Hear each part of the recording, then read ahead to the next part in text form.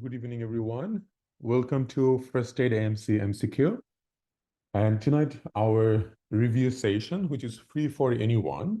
So if any of you wants your study partner or any of your friends or colleagues who is also interested to join for AMC MCQ preparation, feel free to share our class today with them.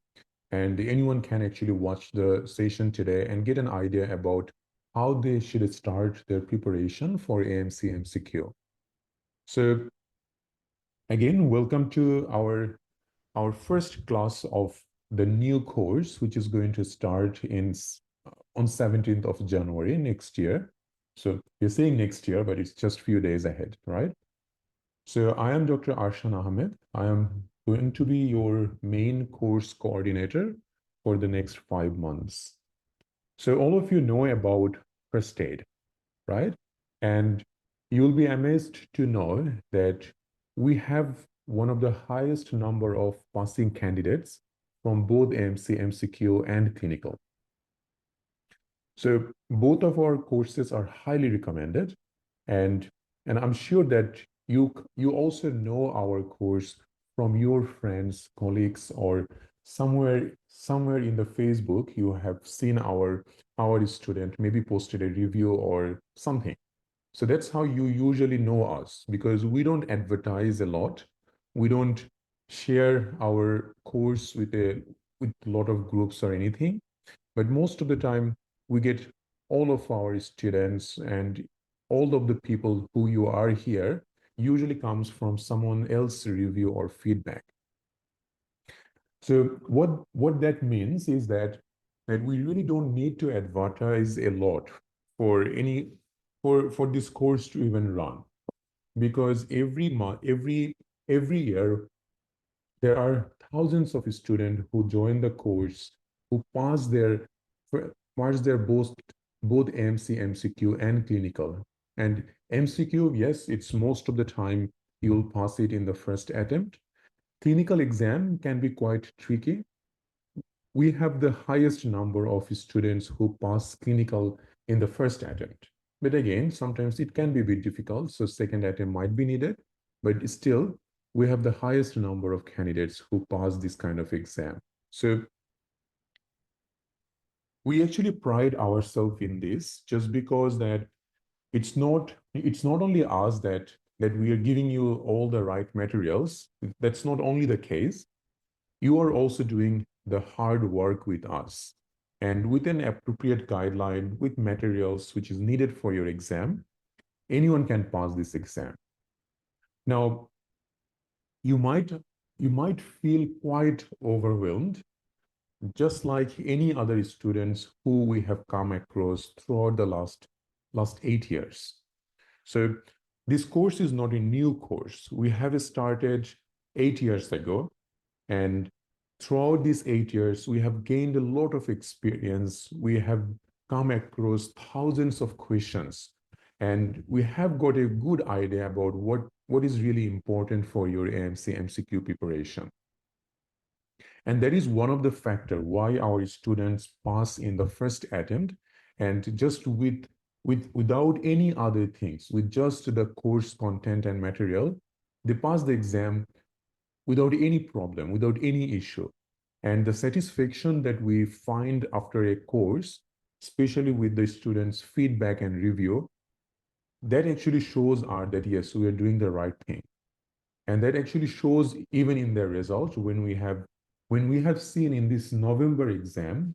So you might have seen in our Facebook group, in our November exam, almost 100 students passed their exam.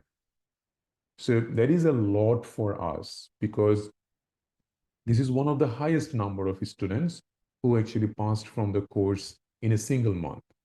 So that also shows the integrity and standard of the course. And also it's important to know that you will come across in lots of other providers, especially the course providers who might have just passed their exam, and they start they start a course or something like that.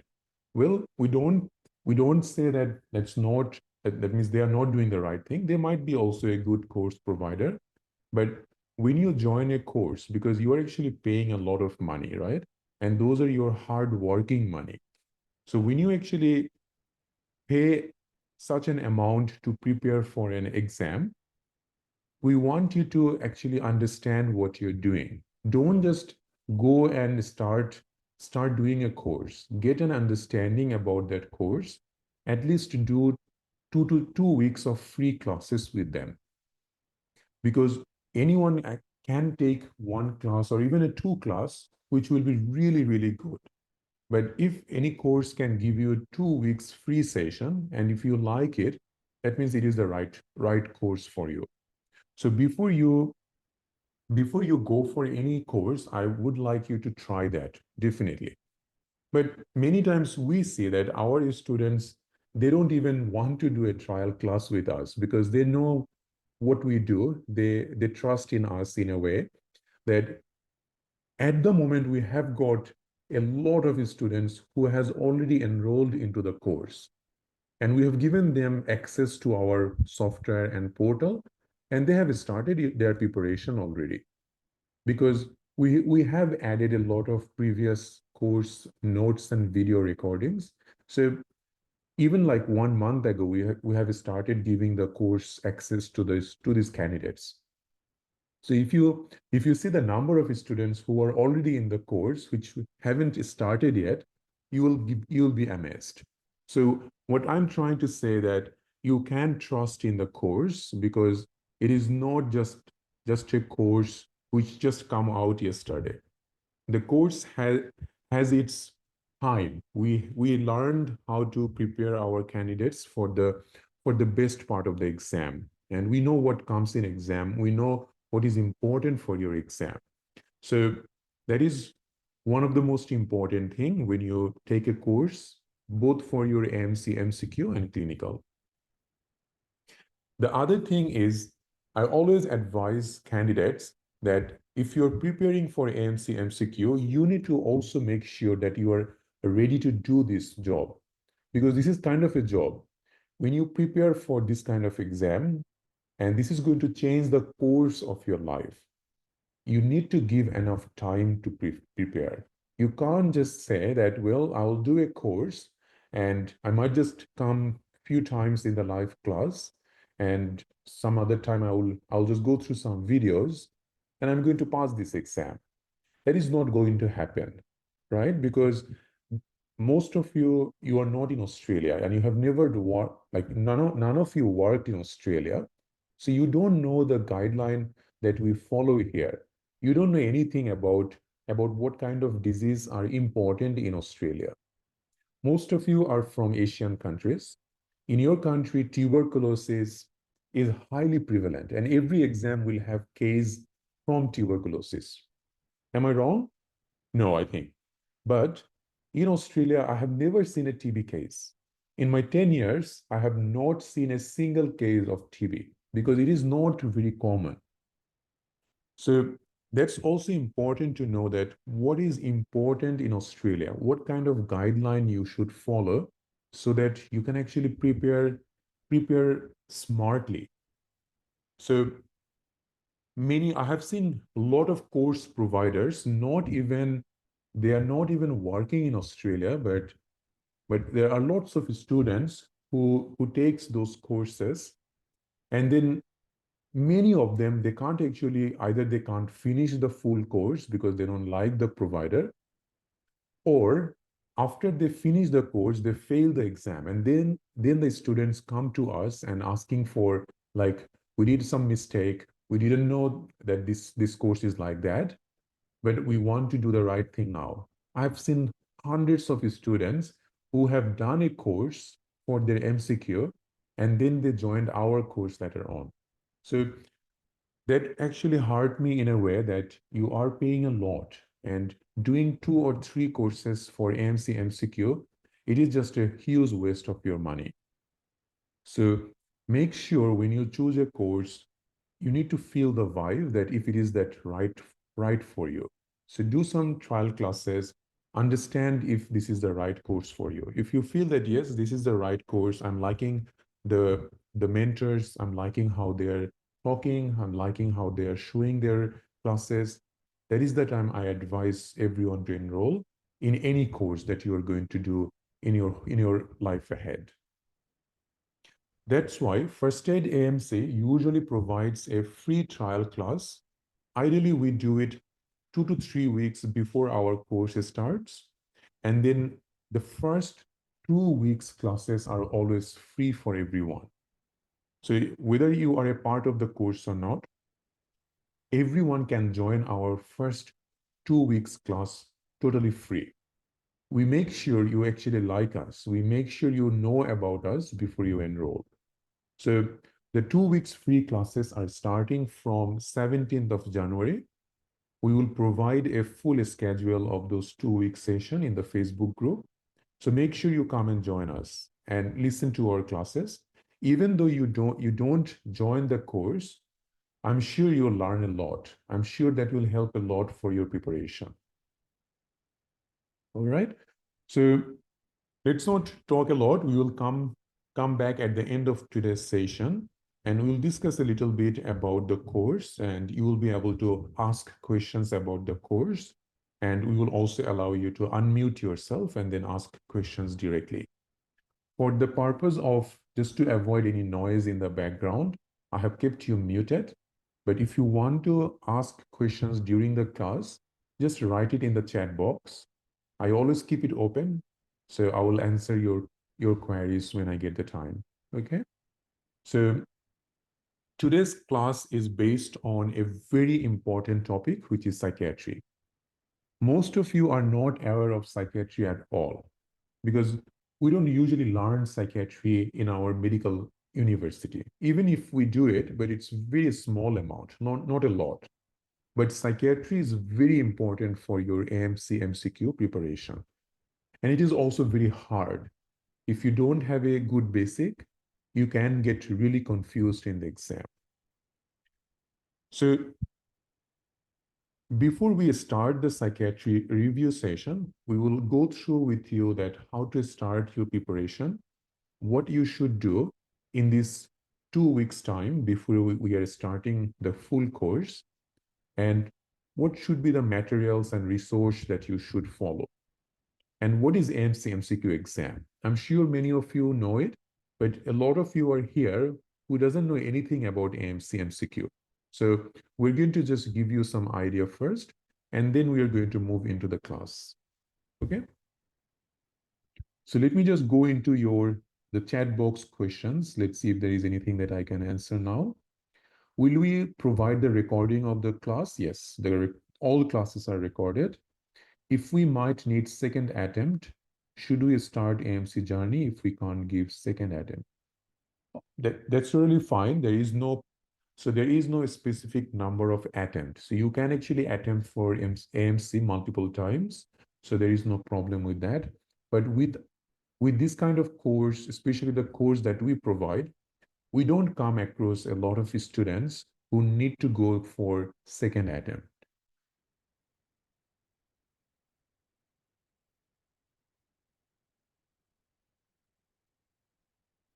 So the job in Australia is permanent. Okay.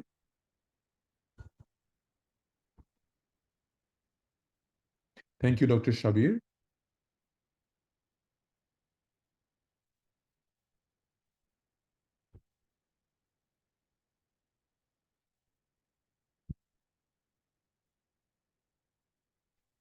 All right, so let's move on. So AMC MCQ is a software-based computer adaptive exam. It means that this is a course, this is an exam which you don't need, which you can't actually do it from your home. You need to go to an exam center to appear this exam. So in many countries, AMC has their exam center. Many countries don't. So I know India has it, China, Thailand, Singapore. These countries have AMC MCQ exam center. I heard that Pakistan was going to open a center, but I'm not quite sure if it is opened yet. So these are usually the nearby countries, especially I'm talking about the Southeast Asian countries, because most of you are from that country. So if you are from these areas, then these are the centers where you need to go for appearing your AMC MCQ. So you need to keep this in your head that you can't just think that, well, I will prepare for 6 months, and then after 6 months, I will, I'll try to go for an exam. You need to think ahead. So AMC MCQ exam is held every month except December and January.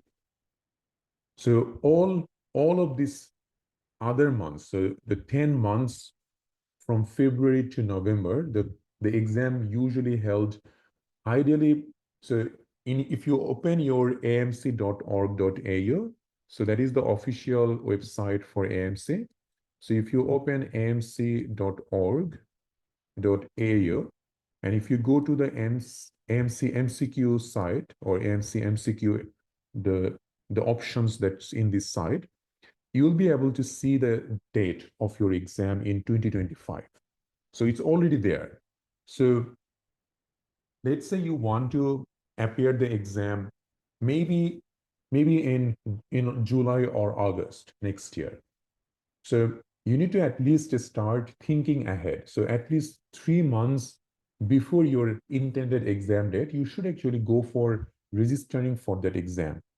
Because when you register for the exam, the amount of hardship, the amount of time you will give for the preparation will be much more than what you are going to give now. So at least 3 to 4 months before your intended exam month, you should register for the exam and start preparing for any kind of visa if you need. Because if you need to travel to other country, you need to at least have a visitor visa. So make sure you know about this. Make sure you start preparing for all of them. So that is one of the important thing. Once you are registered for the exam and you know what's your exam center or location is, on the day you will go there and there will be like lots of computer in one room, and you will be given one seat in front of the computer, and then your time will start and it will run for 3.5 hours. Within these 3.5 hours, you will have 150 questions. And these 150 questions are multiple choice questions. And there is 5 questions and one best answer. Okay, so within 3.5 hours, you need to finish 150 questions. And each of these questions has five options. And within these 5 options, only one option will be correct. There is no negative marking for this exam, but how this software works, it is important to know. So as it is a software-based exam, this software has numerous amount of questions there. and everyone's question will be different in that same room. So you can't actually like look at someone else's computer and think you can just do whatever they're doing, because their question will be entirely different than yours. So how this software gives questions, that is very interesting. So they start with a simple questions, and each of these questions, so these 150 questions, it does not just carry 1 mark, because your total mark in the exam is 500. So this 150 question carries 500 mark, and out of this 500, if you get 250, you can pass this exam, right? So the problem is no one knows, or you will also not know in the exam, which questions carries how many mark. So every question is equally important in the exam. Now, out of these 150 questions, AMC has given an idea that 120 question is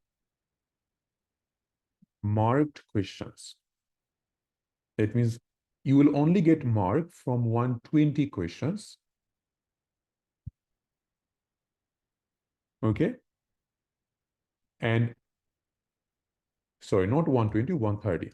So 130 questions is the marked question, and 20 question in the exams can be pilot question. Now, no one knows. So AMC always changes this number of pilot questions and everything. They don't give us a lot of information about this pilot thing, but we know that there are number of questions in the exam which are pilot questions, which means they are not marked questions. No one knows which one is pilot and which one is actually the marked question.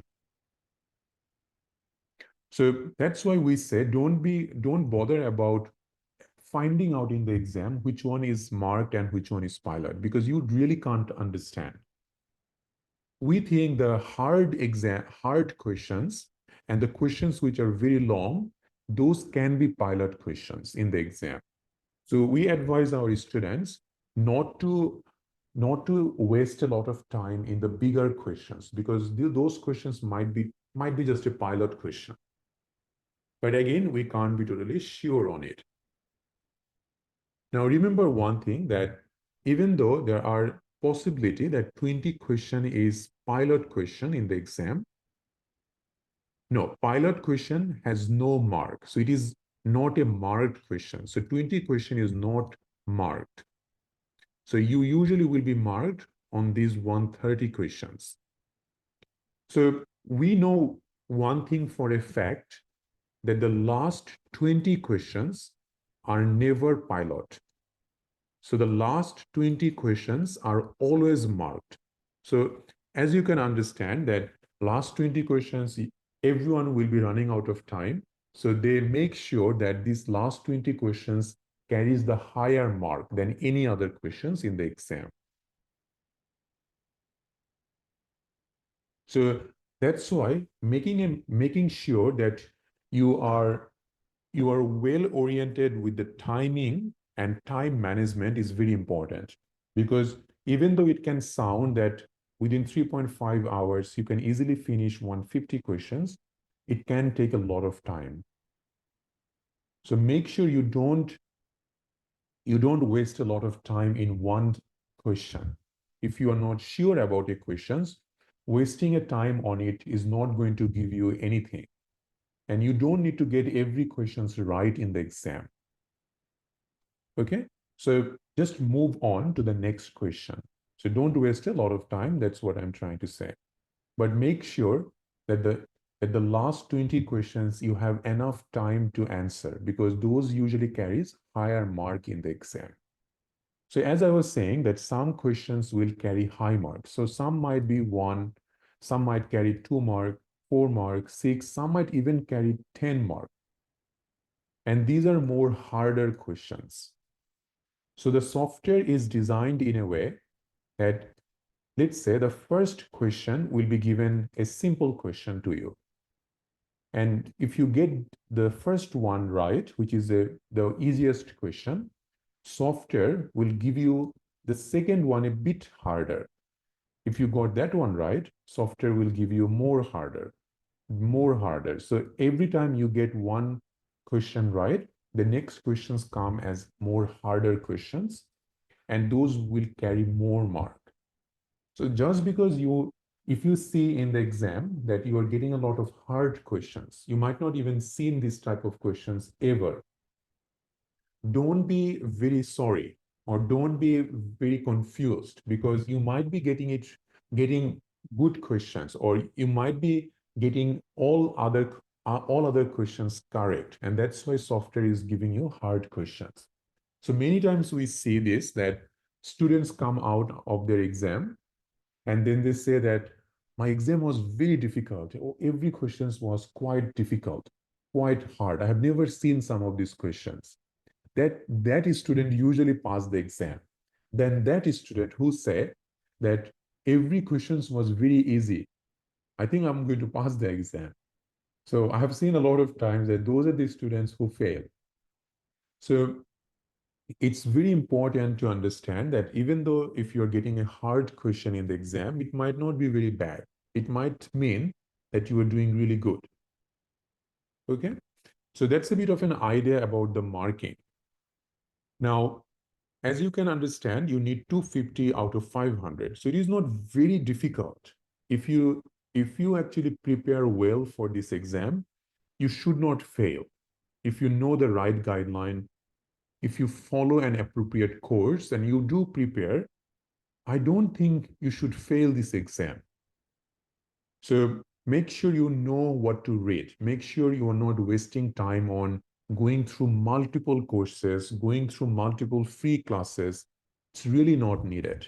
You just need a one good course and you can pass this exam without any worry.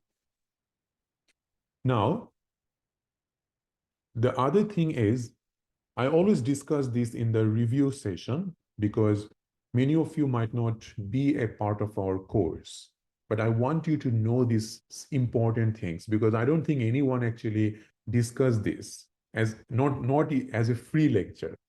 So I hope that it gives you some kind of information which will be beneficial for your exam at least. So let's say you have got your first question, and your first question was not something that you expected. So out of A, B, C, D, A, you actually don't know which one to choose. So you want to go to the next question. Can you go to the next question without choosing one option?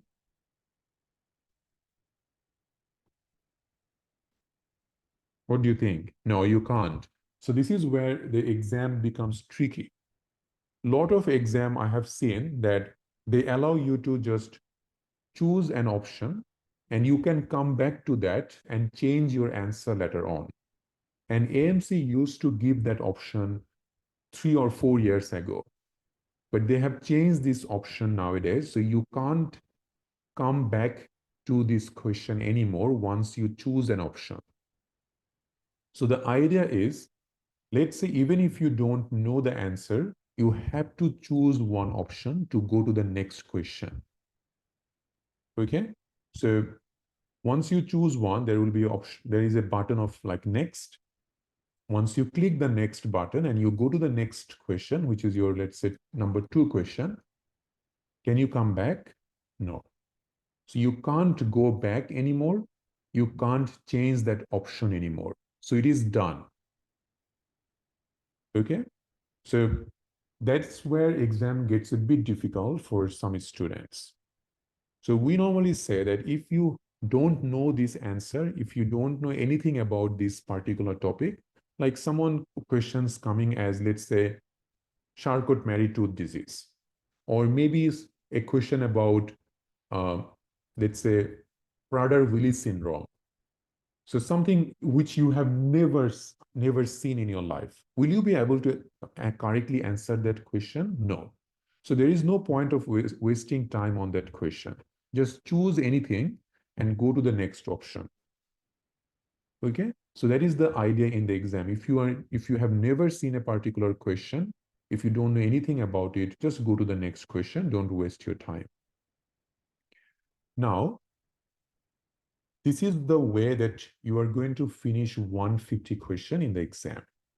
Once you finish 150 question, there will be an option of finish.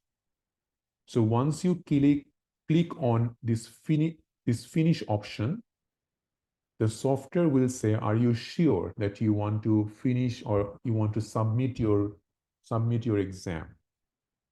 If you click on yes, that is the time the software will take all the options that you have clicked. And then your exam will be registered for marking. So let's say someone could not finish the exam. Your time ran out, maybe at 130 question. Will you be able to pass this exam? Even if you got 250 out of this 130 question, will you pass this exam? No. Because software will just say you are failed because you couldn't finish the full 150 question. So you have to click on this finish button. If you don't do it, your exam result will come as fail. So finishing it in time is immensely important for at least if you want to get your exam result, you need to finish 150 question. Okay? So that's a little bit of idea about how the exam is going to be, how the exam software works, how timing is really important. Now, please don't worry because when you join our course, we provide a huge amount of mock exams, which are time-based mock exams. And you can do this mock exam and get an idea about how to manage your time appropriately. So we have lots and lots of mock exams, and every month we add new mock exam in the portal. Even though if you finish the 5 months course, everyone, like even students from 5 years ago, can get access to our mock exams, which we are adding now. So it is not like that once you finish the course, you will no longer get the updated mock. We provide updated mock for any of our students anytime. So that way you can keep on doing mock exams and get a real good idea about your time management. Yes, so time will be shown on the screen during your exam. That's right. So let's go ahead about what are the important subjects for this exam. So the subjects this exam based on, so remember AMC MCQ is not about, it's not like USMLE step 1. In USMLE, you need to prepare for biochemistry, physiology, all those things. But AMC is good in a way that you really don't need to read those. So your exam is based on medicine. So almost 30% questions come from here. Surgery, gynae ops, pediatrics, psychiatry, biostat or population health. So these are usually your group of subjects from where the questions will come. Even though these percentages are written like this, in actual exam, the software doesn't follow this percentage. Many times you can get 30% questions from psychiatry also. So we have seen some students and their exams are really difficult sometimes because getting 30% questions from psychiatry can be really difficult because those questions are quite large questions and you will be running out of time. So many times we see this kind of change of percentage. So it is just software's wish, what kind of questions they're going to give you. Okay, but basically these are the subjects that you need to go through. So today we are going to focus on psychiatry. Now don't get worried. Psychiatry is not only this is the class, there will be 3 more classes on psychiatry in the course. So this is how the AMC scale will look like. So once you get your result after AMC, they will give you, your score will be shown like this. So you can see the marking is from 0 to 500 and 250 is the pass mark. So if you, If you even get to 50, you will pass this exam. Any questions as part of the exam or how it works?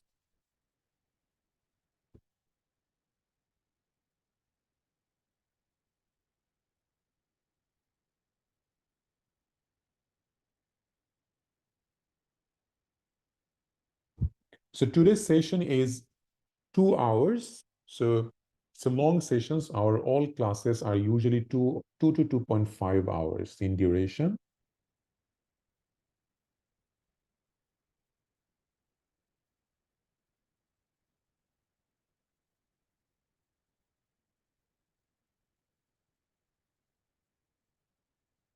And we'll talk about, so usually how we say that at least you do the 5 months course. And within this 5 months course, if you prepare really, really what we are doing, you just need another 1 or 2 months to revise everything. So you need to prepare for at least 6 to 7 months to prepare for this exam. Now, many people, when they write a feedback after passing the exam, they try to confuse you by writing that I just prepared for 1 month and I passed this exam. This is complete bullshit, or you can say that they are just trying to show you the wrong direction. No one can pass this exam just within a month of preparation. It is absolutely impossible. Okay? So please don't even listen or even think about this kind of review. So sometimes they just write that maybe that 1 month was the time when they really prepared hard. And for the last 1 year, he or she was preparing. So they might just write that 1 month when they have stopped going to work and really, really given full time for this study. But they haven't actually written that another 12 months they prepared for this exam. So I want you to understand that this is not an exam which can be passed within just a month or so. So you need to give enough time. The reason why we take a 5 months course is that you really need this time to prepare for this exam in a right way. So the number one confusion or number one thing we always see is this kind of feedback from some of the past candidate that they just write false information. Either they just want to show off, or they're just giving wrong directions to this whole people who are actually looking forward to know how to really prepare. So please don't get this kind of demotivated people to show you any kind of direction. So what we want you to know that make sure you at least have 6 to 7 months in your hand to prepare. And many of you might just be an intern in your hospital, or you might just started working in a hospital. Whatever you are, most of you are working. If you are working and you are preparing for such an important exam, you need some time. And initial 2 months, you just need to know, you just need that first 2 months to even understand what really is important or how to start your preparation. So I don't know how anyone can say that they can prepare within two months of preparation. It is really impossible. So first 2 months is just to understand what to read, what are the important things, and how to prepare. And then other months is where you really prepare for the exam. The other question I come across many times is I'll just go and buy a Q bank and I'll just finish the Q bank and I'll pass this exam. Again, this is not an exam which you can just pass by some recalls or just going through a Q bank. It needs an appropriate knowledge on the theory. Without a good basic knowledge on theory, you can't pass this exam that easily. A lot of people will show you or write you in their feedback that yes, they just did maybe 6 months of recalls or they did a Q bank and then they passed this exam. Absolutely nonsense. They don't say a lot of things that they have done as well in the background. So they must have done maybe some theory, they have done other theory courses or something. So you need to have a combination of a good theory knowledge and also doing past questions. When you do this together, you can pass this exam. So please don't just think that you can pass this exam just by doing a Q bank or just doing few months of recalls. It is absolutely those are the candidates who fail this exam. So make sure that first 2 months you should give more focus on theory and then start doing some past questions. We do question solve in our course as well. So you will learn how to do this kind of question solve anyway. And then after 2 months, when your theory knowledge is very good, then you give more time for past questions. Everything will be included in the course. We do full theory, we do full question solve. So that is really a combination which you really need from any kind of provider.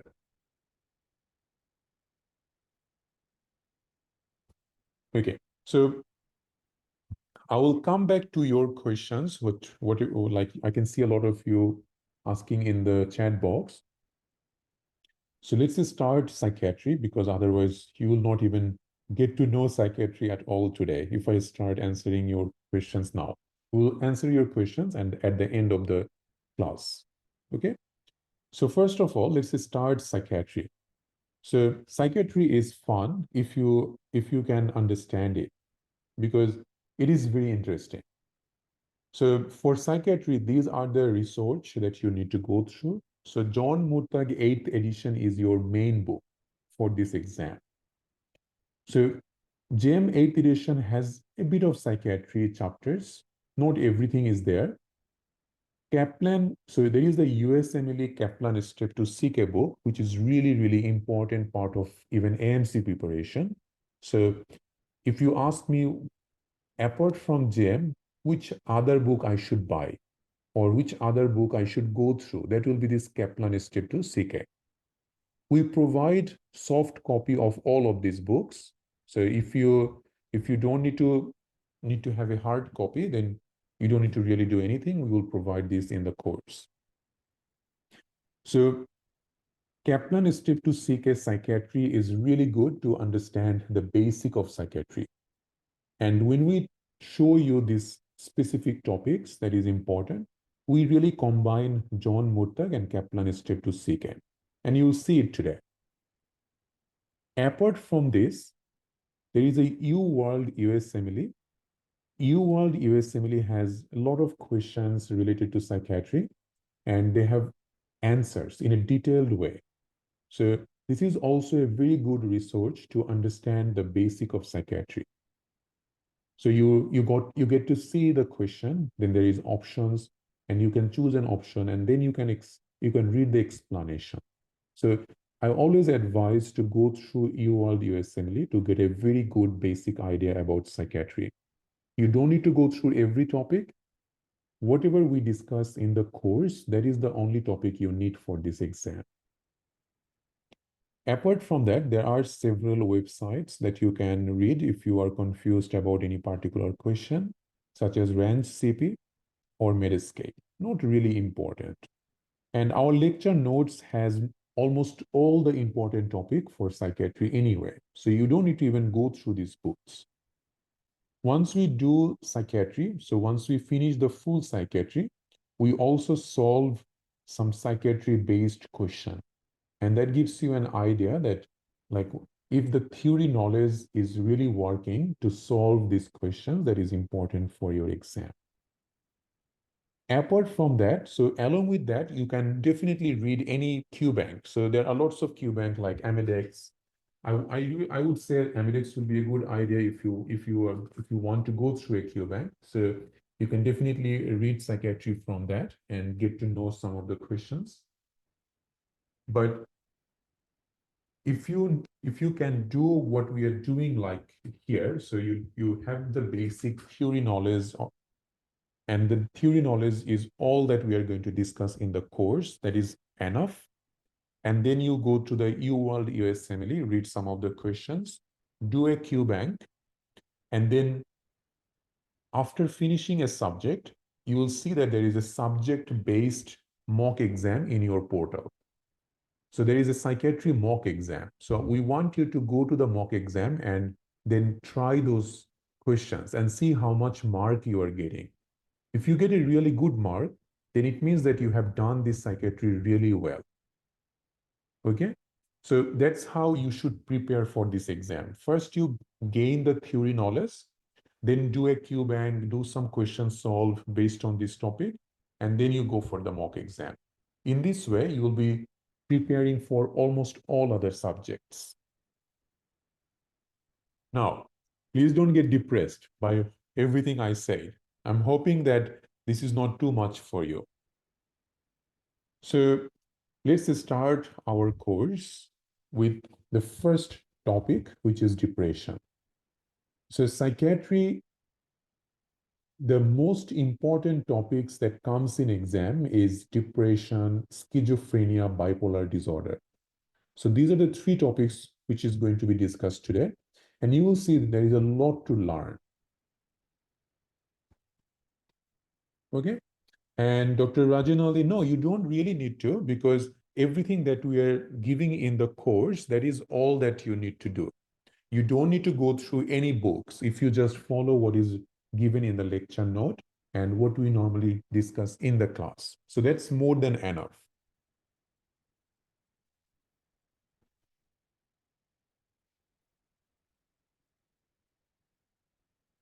So you guys are ready to go ahead?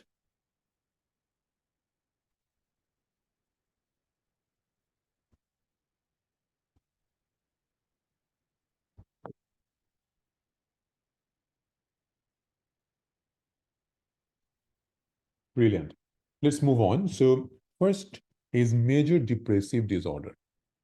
So major depressive disorder, we follow a DSM-5 criteria when we want to diagnose a patient as having a major depressive disorder. So in short, we call it MDD, right?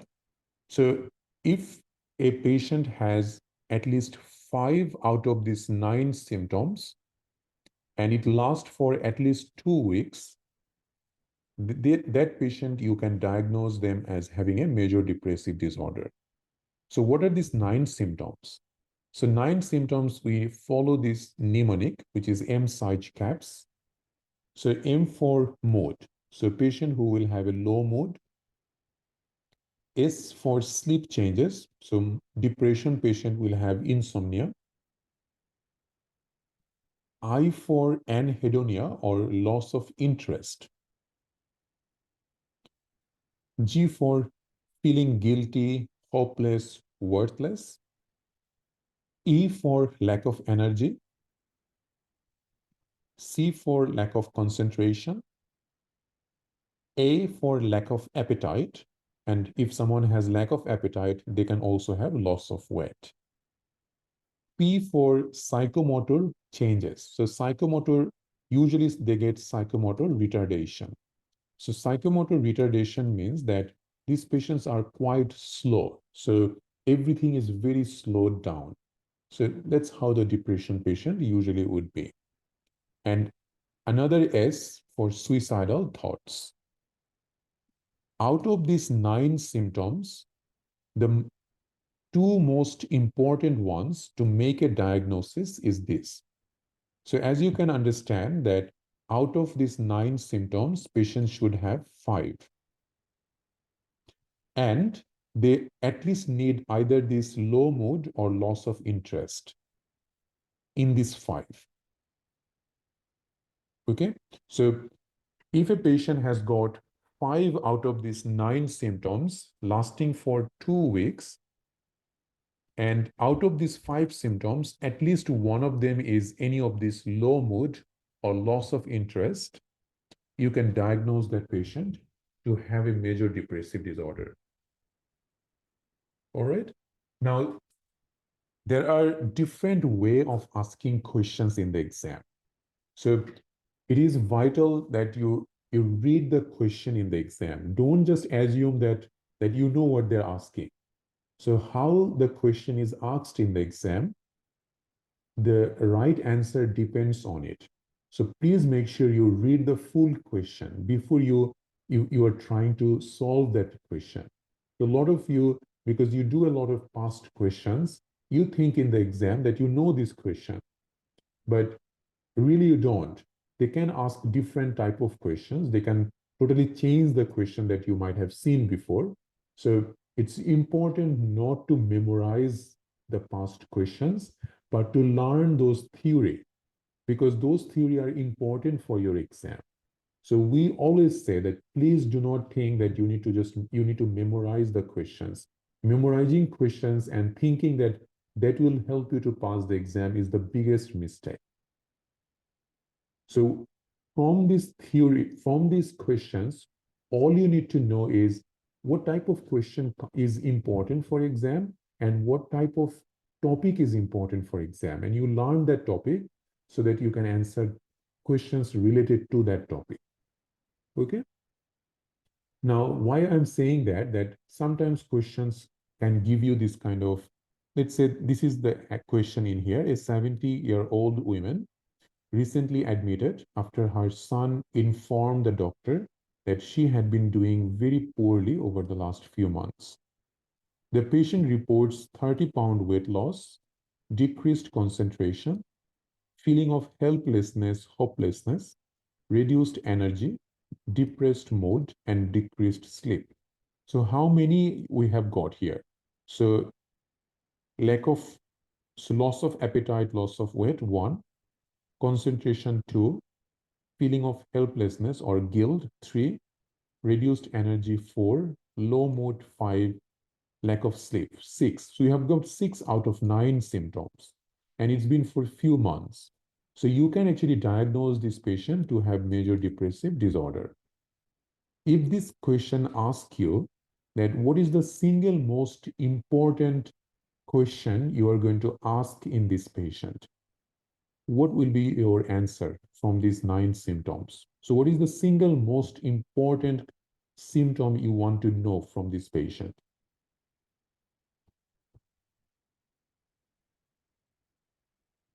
Yes, very good, right? So you need to choose suicidal thoughts in that case, because suicidal ideation, suicidal thought is the single most important symptom in a depressed patient.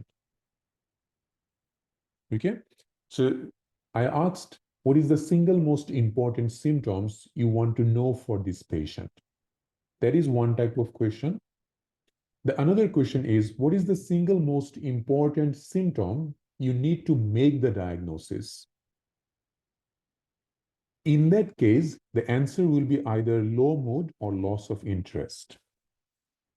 So see that how the question can be changed in the exam, and depending on the question, your answer will be different.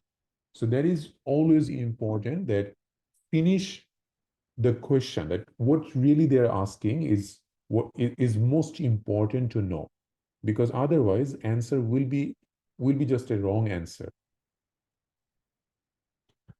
So that's what we are discussing here. The 2 key criteria for major depressive disorder in the DSM-5 is depressed mood and loss of interest, which is also known as anhedonia. Now, apart from major depressive disorder, there are several other depressive disorder as well. Like we have got persistent depressive disorder. So what is this persistent depressive disorder, PDD? So it is a patient who has long-standing depression for at least 2 years.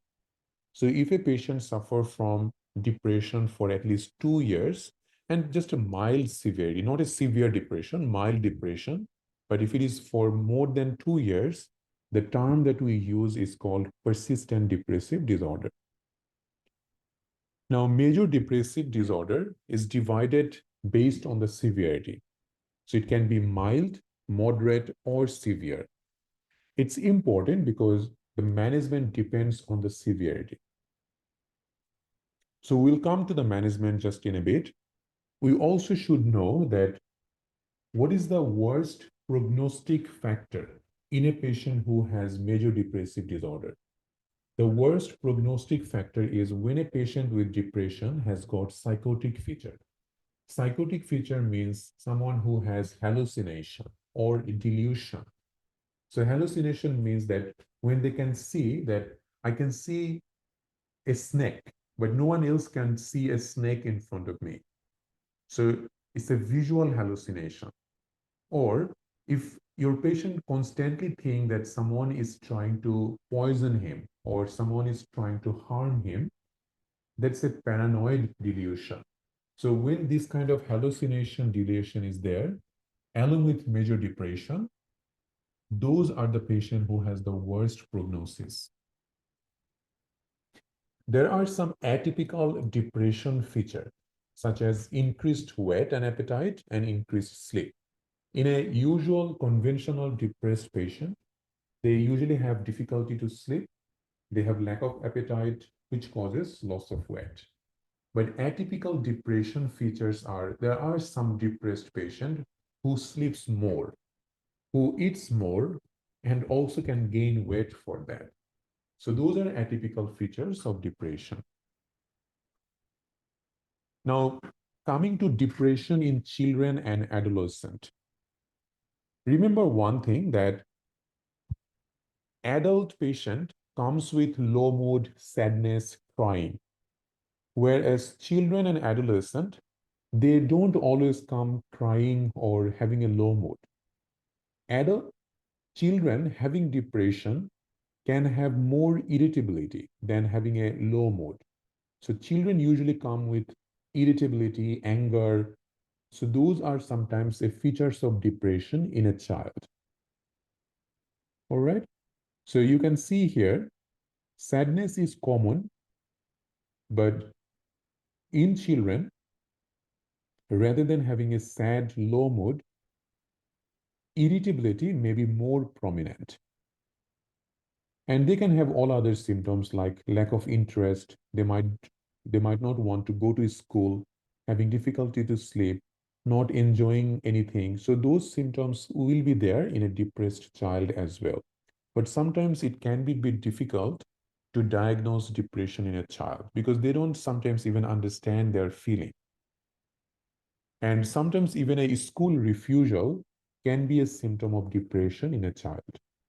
So let's say you have diagnosed depression in a child, and most of the time, if it is a mild depression or even moderate depression, the first line of treatment is psychological counseling.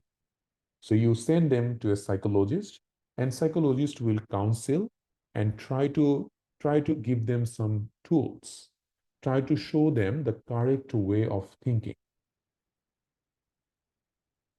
If the psychological counseling doesn't work, or if it is a severe depression, and severe depression means that they are suicidal. So in that case, you need to add a medication. So for children, what kind of antidepressant we use? That is the question. To give you a little bit more heads up, SSRI is the first line antidepressant for both adult and children. So if we want to give a medication, we're going to give SSRI for depression. So that is the selective serotonin reuptake inhibitor. All of you know what is SSRI, right? So in SSRI, we have got lots of SSRIs. If we go to these common ones, so you can see fluoxetine, citalopram, scitalopram, sertraline, paroxetine, fluvoxamine. All of these are common SSRI that we give to a patient. The question is, which one is best SSRI for a child? What do you think?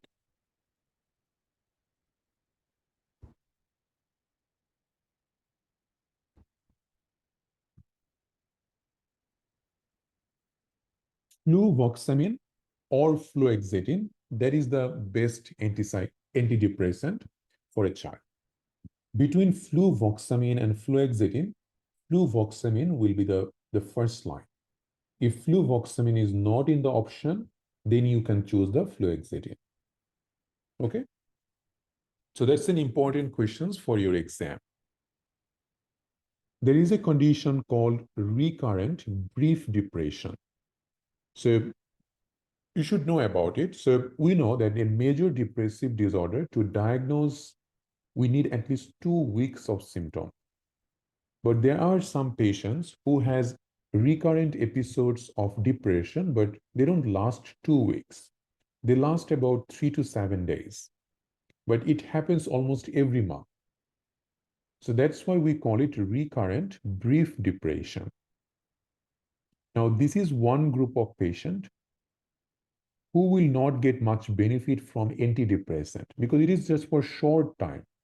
And antidepressant sometimes can take 4 to 6 weeks to even work. So this patient doesn't even have the symptoms for a week.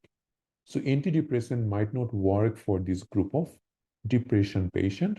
For them, the best medication is lithium, or even you can start with just some psychological counseling, which is basically cognitive behavioral therapy. Okay, so they will give you something like this, like you have got a patient who is having recurrent depression almost every month, but lasts for just 4 days. What will be your choice of medication? So choice of medication for that group of patient is lithium. Okay. Seasonal affective disorder, there are some patient who only gets depressed during the winter season. So treatment is psychotherapy or phototherapy. Not very important. Now, coming to the important thing, which is the management of depression. So, management of depression depends on the severity. So, if it is mild, only treatment is psychological counseling. If it is moderate, you can start with psychological therapy and see how she or he goes. If needed, you can add an antidepressant later on. If it is severe depression, you need to start them with antidepressant, and plus you can consider psychological counseling. So how to know which one is mild or severe? Because moderate, it is very difficult to find out a moderate depression, but your treatment is same, psychological counseling. So you need to know how to differentiate a mild depression from a severe depression. So as you can understand that severe depression, even by looking at the question, you will know that whether it is severe or not. So especially if someone has got suicidal thought, someone who has got psychotic features like hallucination, delusion, those are the patients who are high risk, or those are the patients who has severe depression. For that patient, your first line management will be antidepressant. But for someone who has low mood, lack of appetite, sleep is a bit difficult, but no suicidal thought, that patient is still, you can start with a psychological counseling first. For severe depression, let's say you have first started with a SSRI, it did not work, and you also added a psychological counseling, did not work. You tried multiple antidepressant, did not work. What is your next option? Your last option for severe depression will be electroconvulsive therapy. So ECT is the last resort of severe or melancholic depressed patient. Okay? Now, let's have a look on these questions. This will give you an idea that what to choose based on your question. So a 72-year-old man comes to your office due to worsening depression and insomnia since his wife died 7 months ago. The patient experienced lethargy, episodes of tearfulness. He has little interest in socializing. He has attended 3 sessions of psychotherapy. However, patient continues to feel depressed and now having severe insomnia. He has difficulty falling and staying asleep. He feels very guilty about her death. Patient experienced a moment of severe depression last week. He had a brief thought of suicide. So suicidal thought is there. And you can see physical examination shows a 4.5 kilo weight loss. Which of the following is the most appropriate next step in the management of this patient? So this is how a question usually comes in the exam. Most appropriate next. So question, you will see that they can ask what is the next appropriate step? What is the next most appropriate step? What is the initial step? All of this means what will be your next or initial treatment. If the question say what is the most appropriate treatment or what is the definitive treatment, what is the best treatment, that is the time you choose the one which is the best. So it's also important to know if the question asking you to choose the initial treatment or the best treatment. Okay. So what do you think you will do in this case? So you've got a patient who definitely has major depressive disorder, right? Because he fulfills the criteria. So lack of energy, 1, tearful means depressed. So 2, 3, sleep problem, guilty, 4, loss of weight, 5, suicide, 6, right? So there is definitely major depressive disorder. Now, is this patient having mild or severe depression? Severe, right? Because you can understand that he has suicidal thought. So what are we going to do? Increase frequency of psychotherapy? That's not going to work anymore, right? Prescribe amitriptyline. So amitriptyline is also an antidepressant, but not a first-line one. It is tricyclic antidepressant. Prescribe mirtazapine and continue psychotherapy. Mirtazapine is an antidepressant, but this is a newer antidepressant. It's not a SSRI, but it is a commonly given antidepressant. So these are still an option to choose. Prescribe zolpidem. Zolpidem is a newer benzodiazepine, and we don't give benzodiazepine in a major depressive disorder. Because yes, it can help him to sleep, but sleeping is not the only problem here. So if you just ask the patient to sleep, what will happen to all other symptoms? So you need to really give an antidepressant in this patient. And in Australia, we rarely offer benzodiazepine to a patient because it has high addictive nature. Provide reassurance and continue psychotherapy. Not recommend ECT. We don't recommend ECT because we haven't tried any antidepressant yet, right? So between B and C, the best option is mirtazapine. There is a reason for it. Couple of reasons. Tricyclic antidepressant is an anticholinergic, has anticholinergic property. And in elderly patient, it can make them very sleepy and increase risk of fall. Not only that, it can also cause retention of urine in this group of patients. So almost anyone above 70 will have some prostate issue and have some urine issue. And we don't want to give them this TCA because they can end up having a retention of urine for this. So TCA is not the best, and it's not the first line antidepressant anyway. Even if it was a 30-year-old, TCA would not be our first option. So if there was a SSRI, like any of those fluoxetine, escitalopram, that will be our first option. As it is not there, our next option is the newer antidepressant. Mirtazapine is a very good antidepressant, especially it is also quite sedative and it helps the patient to sleep. So this patient definitely has severe insomnia.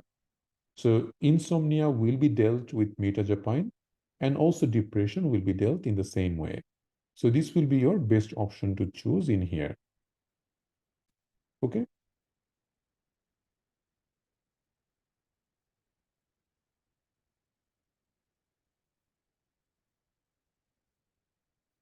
Yeah. So zolpidem is a benzodiazepine, newer benzodiazepine or a sleeping pill.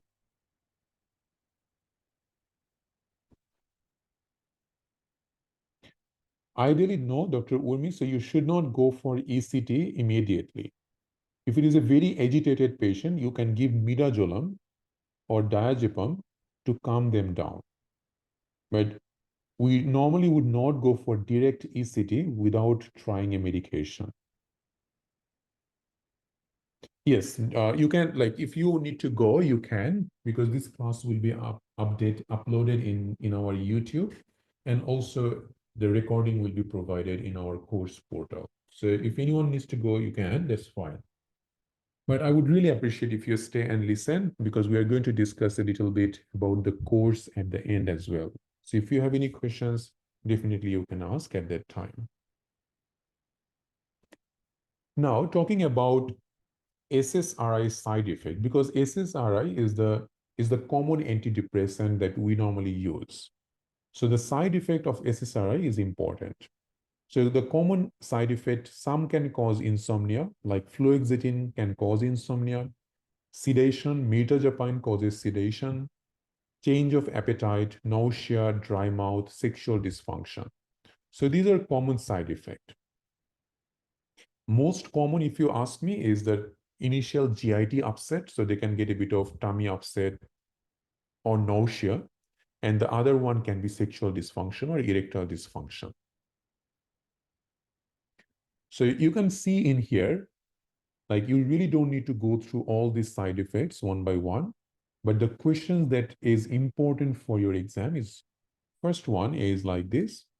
Let's say once you start an antidepressant, it can take at least 4 to 6 weeks to become fully effective. So don't just stop antidepressant if a patient comes to you after 2 weeks of medication saying that it is not working. So just tell them that it can take a little bit more, like it can take 4 to 6 weeks to become fully effective. So please continue and then come for a review after 6 weeks. Even after 6 weeks, it is not effective, then either you can increase the dose or you can change it to some other antidepressant. Now, the side effects of a medication, especially the common medication, is very important for exam. Even though pharmacology is not a subject, exam really likes pharmacology related questions, especially side effect related questions. So very important to know the common side effect. So the first question is, you have started sertraline in a 45-year-old male, and you have started, let's say, 100 milligram sertraline, and 100 milligram sertraline is a bit of high dose. So you have started sertraline, and patient has been taking this for the last 2 months, and patient found that he is getting sexual dysfunction for this.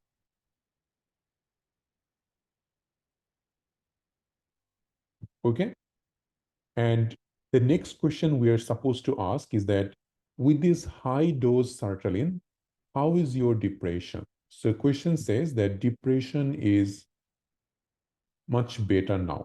So depression is better, but sexual dysfunction is really bad that he can actually end up having a divorce with his wife because of this.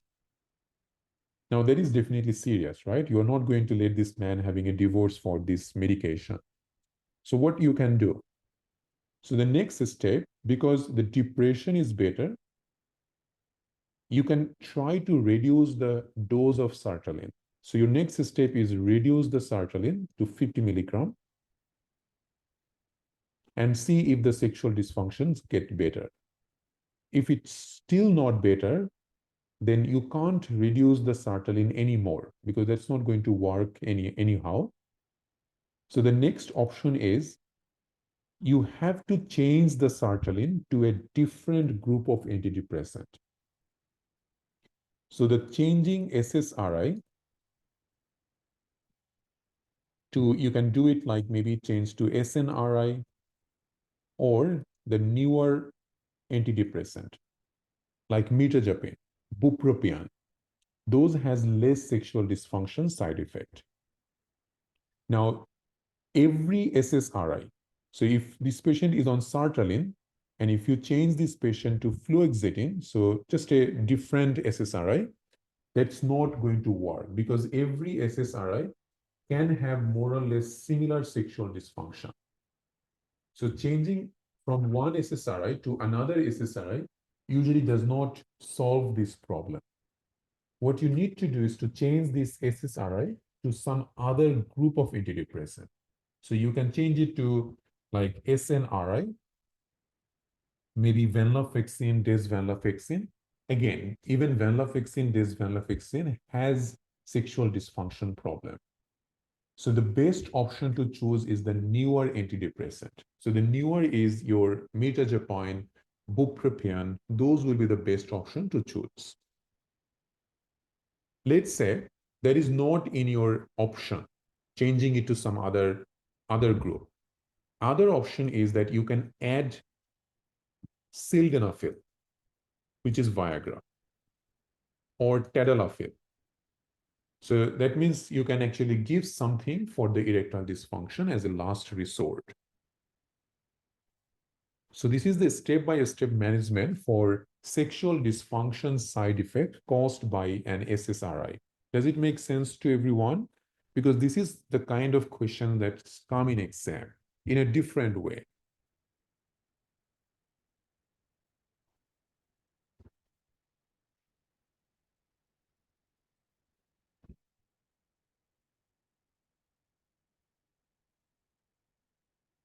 Okay, so both options, so it depends actually. So our first option is always to reduce if possible.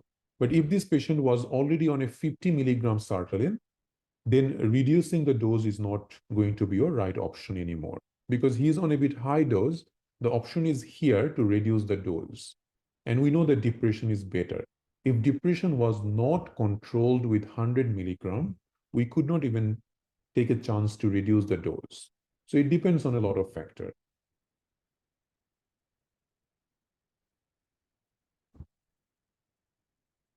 Yes, so sildenafil is the last option. So if you can't reduce the dose, if you have changed it to different group, still not working, then you can add a sildenafil as the last resort. So this is not your first option. Remember that it's your last option to choose. So this is one kind of side effect that comes in exam. Let me show you another one. Same patient, 45-year-old male on 50 milligrams sertraline. And patient is taking this sertraline for the last 4 weeks. Patient complaining, having a very bad GIT upset. So can't eat because he is constantly nauseous, abdominal pain. So what will you do next? So when there is a GIT upset for a group of antidepressant, like this is SSRI, right? Sertraline. Not every SSRI will give similar kind of GIT upset. So there is an option in here that you can change sertraline to a different SSRI. Like you can try sertraline, you can change it to fluoxetine and see if this is giving the same kind of nausea. So it depends. So sexual dysfunction, you can't actually give the similar kind of SSRI because it's more or less same problem for every SSRI. But if it is a GIT upset, it depends on the patient. Some patient gets more GIT upset with sertraline, and someone might not get any upset with sertraline. So it's just patient to patient. So for that reason, if a patient has GIT upset for a particular SSRI, you can definitely change it to another SSRI. Okay, so this is important to know from SSRI side effect. You can see that these are the side effects for mirtazapine. It causes severe sedation, can cause constipation, drowsiness, weight gain, and dry mouth. But most importantly, it can cause severe sedation. We were talking about SNRI. So SNRI are selective noradrenaline reuptake inhibitor. So the common SNRI that we use is venlafaxine and desvenlafaxine, very commonly used nowadays. In Australia, it is commonly known as Effexor or Pristake. So these are brand name in here. So you don't really need to know the brand name. You just need to know the generics. So venlafaxine and desvenlafaxine is under this SNRI. And it is really commonly used in here, even sometimes common than the SSRI. So these also have some side effect. It causes nausea, anxiety, insomnia, loss of appetite, weight loss. Now, almost every SSRI causes weight gain.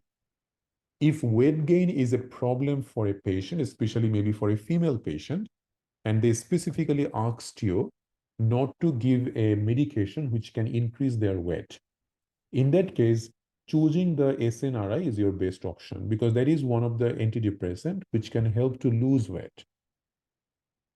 But it also has some other side effect. It can cause hypertension. It can increase the risk of seizure in an epilepsy patient. And initially, it can increase the risk of suicide. But it's not for that you are not going to give it to anyone. So even if a patient has suicidal thought, you can give this venlafaxine to them, but you just need to be cautious. You need to keep them under regular follow-up. So in a hypertension patient, you can't give venlafaxine. In an epilepsy patient, you can't give it to them. So these are common side effects for SSRI. But the most severe side effect of a SSRI is serotonin syndrome. Very important for your exam. So it is rare, but it is one of the serious adverse reaction to any medication which can increase serotonin in the blood. It is not only SSRI which increase serotonin in the blood. There are lots of medication like even SNRI, then even the tricyclic antidepressant, almost any antidepressant can increase serotonin in the blood because that's how it works. Opioids such as tramadol, stimulant drug like Stacey, amphetamines, illicit drugs, antiemetic, lithium. So any of this, even alcohol, can increase serotonin in the blood. So when a patient gets that very high dose of serotonergic medication, or when there is a multiple combination of serotonin drug, that patient can develop a complication called serotonin syndrome. Like let's say your patient, like you have seen a patient for the first time, and the patient is very depressed.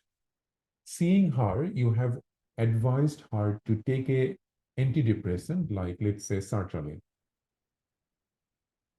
The patient was very depressed that she did not even mention that she's already on amitriptyline, which is another antidepressant. So what you have done, you have given double antidepressant to this patient. You might not even know that. When this patient took double antidepressant, the serotonin level in the blood got very high, and that gave this serotonin syndrome. So serotonin syndrome can present with confusion or mental status change, like agitation, confusion, even seizure. They can have altered muscle tone, such as tremor, shivering. Their reflex can get increased, and autonomic instability. So they can get hypertension or hypotension, tachycardia, fever, even diarrhea. So if you look at this picture, this is how a serotonin syndrome patient looks like. So you can see that she is very sweaty. So that's one. You can see the pupil got dilated. Tachycardia, they will be very agitated. Diarrhea, they can get hypertensive. You can get hyperreflexia, tremor, clonus. So that means everything gets hyper in this patient. So the cause in this case is the two serotonin drug the patient has taken. So what you need to do as part of the management, this patient definitely needs to be admitted, and any offending drugs needs to be stopped immediately. And supportive treatment, so if this patient having high fever, give some cooling blanket so that their temperature can be down. If the patient is very dehydrated because of excessive sweating, you can give them IV fluid. So supportive treatment is all that you can do. But the main treatment is to stop giving any medication which can increase serotonin in her blood. So that's serotonin syndrome. Now, serotonin syndrome is a complication of antidepressant. What is this NMS? NMS is neuroleptic malignant syndrome. It is a complication of antipsychotic medication that you give to a schizophrenia patient. So any of those like chlorpromazine or the newer one like olanzapine, risperidone, those are antipsychotic medication. So sometimes when you give antipsychotic medication to a patient, they can also develop a complication called neuroleptic malignant syndrome. These two sometimes can get quite confusing in the exam. So how to differentiate between these two? Serotonin syndrome is abrupt, but NMS is usually gradual onset. But most important is reflex will be increased in here, decreased in NMS. Pupil will be dilated in serotonin syndrome, whereas it will be normal in neuroleptic malignant syndrome. Tremor can be found in serotonin syndrome, whereas diffuse rigidity is usual finding in NMS. So because sometimes a patient can be on both antidepressant and antipsychotic, so you might not be able to differentiate that if this patient having a serotonin syndrome or is it a NMS. So this chart will help you to come to the diagnosis in that case. Now you might be thinking that let's say that we have been giving this medication to a patient, how long we are going to continue? Once you start an antidepressant, and if it is the first episode, you need to continue the antidepressant for a minimum 12 months. If it is recurrent depression, then we need to use it for 2 to 3 years. 2 to 3 years is given in JM. In RACGP, it is given 3 to 5 years. So it can get quite confusing sometimes based on the guidelines. So I normally follow RACGP better than JM because RACGP is more updated. So we will follow 3 to 5 years for recurrent episodes. All right, so that's basically all about depression itself. You can understand that's just a single topic, how many things you might need to know. These are important topics. That's why we discuss each and everything related to this. But there are some topics which need just 5 minute discussion, and that's it. There are some topic like depression, schizophrenia, which needs 30-minute discussion sometimes because questions comes from this topic a lot. Okay, so I hope you are enjoying the session so far. Do you guys have any questions on depression?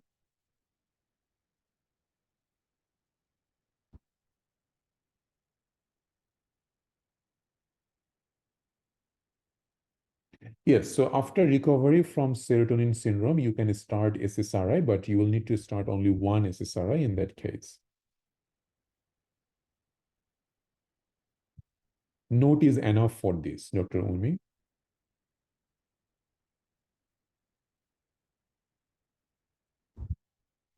All right, so let's take a 5 minute break and then we will come back and we'll discuss bipolar disorder. And we'll finish with bipolar disorder and we'll go for some discussion about the course and the exam preparation. Okay, so please give me 5 minutes and then we'll be back. Thank you.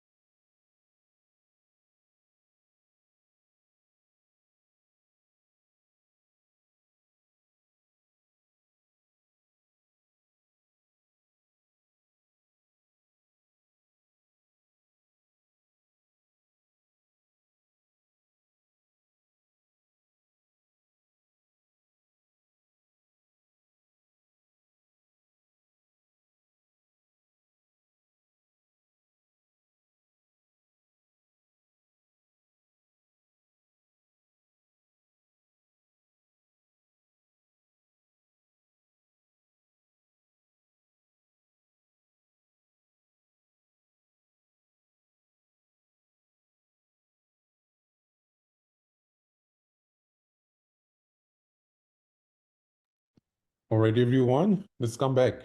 So let's start with our next topic, which is bipolar. So yes, recording will be available. Notes and recalls are enough. How many days can we put for psychiatry? No one can quantify the number of days. It's totally up to you how much time you need. So everyone will have a different way of learning. So it totally depends how many hours you can give. Notes are enough. You don't really need to go through any other any other thing. So whatever we say that you finish our lecture notes, go to a Q bank, solve some questions, and also we will also do some question solves on this, do some U world, and that's enough. So you don't really need to go to any book for just to learn these topics, because as you can see, we have put everything that is needed. So you really don't need to do anything. So starting with bipolar disorder. So bipolar disorder, as you can see, that this is someone's normal mood. Some patients can go to depressive phase, and sometimes they can also go to manic phase. So the mood can be like this. So at some time their mood is really good, they are very happy, euphoric, and sometimes it is just normal, and then sometimes it is low. So it's just constantly changing. So that is what we call as bipolar disorder patient whose mood swing between low and high. Okay, so how to diagnose? So to diagnose bipolar disorder, you need at least one episode of mania or hypomania. So before that, let me discuss one thing, that what is bipolar 1 and what is bipolar 2. So bipolar 1 disorder is a patient who has at least one manic episode, and others will be just depressive episodes. So most of the bipolar patient, they usually have depression for the most part of their life, and they get this mania or hypomania in between. But someone who has depression along with at least one episode of mania, that becomes bipolar 1 disorder. And bipolar 2 disorder is someone who has depression but has hypomania, not mania. So we need to know how to differentiate mania and hypomania, right? So the difference between mania and hypomania is mainly based on the duration of symptoms. So mania, to diagnose mania, you need at least 1 week of symptoms. If it is less than 1 week of symptom, the term that we use is called hypomania. Okay, that's the easiest way to differentiate. So what is mania? So mania is someone who has at least 1 week of abnormally elevated mood plus 3 of these 7 symptoms. So one of them would be increased self-esteem or grandiosity, decreased need for sleep. So they feel that they don't need to sleep. They are very energetic during this time. Highly talkative and accelerated speech, racing thoughts or flight of ideas, easily distractible, increased goal-directed activity, and excessive activity as well. And for mania, these symptoms will be marked that their social occupational function will be also impaired. Now let's have a look how to remember this in an easy way. So we use the mnemonic DIC first. D for distractible. So these patients will be poorly focused. They they will think about one thing sometime and then immediately they will think of something else. So they have increased distractibility. Insomnia, it's not insomnia, but they have decreased need for sleep. G for grandiosity, so they feel that they have superpower or they are better than everyone. Flight of ideas, which is this F. Flight of idea is this patient has constant racing thought. So now this patient is thinking that he's going to win a Nobel Prize because he has got an amazing idea about maybe proton neutron. The next minute, he's thinking, no, I'm just going to join in a swimming club because I'm going to buy a yacht. So they're just constantly changing their thoughts. That's called flight of ideas. They will also have increased goal-directed activities. Someone who is lazy for the whole life suddenly started going to multiple clubs. So joined golf club, joined maybe a table tennis group, maybe went for a cricket. So they just in like suddenly they just started doing a lot of activities. So that's one of the symptoms. Speech, pressured speech, more talkative speech, and thoughtlessness. So what they do is that they do a lot of risk-taking behaviors. So they go for reckless driving. Maybe they started gambling. They start like buying share in a stock market, or they go for sexual intercourse with unknown people, drug abuse, drug drug trafficking. So all of these risk-taking behavior, they suddenly start. So all if a patient has this kind of symptoms, then you can diagnose them as having mania. To diagnose a patient with mania, you need at least 1 week of these symptoms, and it will be severe enough to cause a marked social, occupational, or personal life impairment. Does it make sense, guys? So if you have a look at this question, a 19-year-old college student is taken to the school counselor after he fails several classes. The patient is enrolled in numerous classes, most of which have conflicting times. His grades are poor, yet he seems undisturbed by this. He is also enrolled in numerous organizations such as chess club, drama club, student government, sports, and at least 2 other fraternities. His speech is pressured and has psychomotor agitation. So you can understand that suddenly he has started enrolling himself into multiple clubs, fraternities, and having a pressured speech. So this is a patient who might have mania. Okay. So a mood disturbance in which patient typically experience symptoms of elevated mood for at least 1 week that cause significant distress in their personal level of functioning. So we know what is bipolar 1 and 2. We know about their symptoms. What will be the management? So management of acute mania comes in exam a lot. Remember, acute mania is a medical emergency and it requires hospitalization. Even if patient does not want to admit, you can admit this patient without patient's consent. So this is one of the time where patient consent doesn't matter because this patient doesn't have enough insight. So when a patient doesn't have insight, then you can actually involuntarily admit that patient. So according to the recent meta-analysis, antipsychotics are the most effective drug for acute mania. So which antipsychotic? So the first line antipsychotic will be olanzapine or risperidone. We commonly use risperidone in Australia than olanzapine. So if both options are there in the exam, then choose risperidone. So this will be the first line management for any patient who has acute mania. Apart from that, the second line, we have the first generation antipsychotic, which is haloperidol. We have lithium. We have some mood stabilizers like sodium valproate, carbamazepine. So this can be used if these options are not there, but you will get antipsychotic option in the exam. Let's say a manic patient is very aggressive and assaulting you. When a manic patient is aggressive, they will not take oral medication, right?